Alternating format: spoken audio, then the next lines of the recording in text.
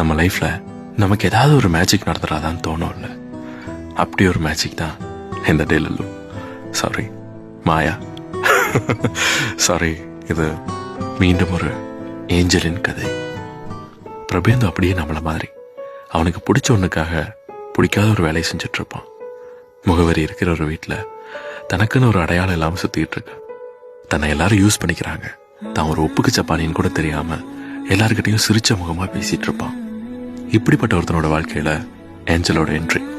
இந்த தடவை ஏஞ்சல் ஒரு பொண்ணோட வடிவத்துல எங்கேயோ தான் காதலிக்கப்படலன்ற ஏக்கம் தான் டெலுலுவை பிரபேந்து கிட்ட கொண்டு வந்து சேர்த்திருக்கு. இந்த டெலுலு தான் பிரபேந்து ஆசைப்பட்ட அந்த குட்டி மேஜிக். என்னெல்லாம் பண்ணுது பாத்தீங்களா? பெண்கள் தான் ஈஸியா காதல் வயப்பட்டுருவாங்க. டெலுலு மட்டும் அதுக்கு என்ன விதிவிலக்கா? மீண்டும் ஒரு முறை தான் காதலிக்கப்பட்டோமா இல்லையான்னு தெரியாமலே அவ உடல் இந்த பூமியில இருந்து மறைஞ்சு போயிடும். காதலிக்கிறோம் என்பதை விட காதலிக்கப்படுகிறோம் என்பது எவ்வளவு நிம்மதி!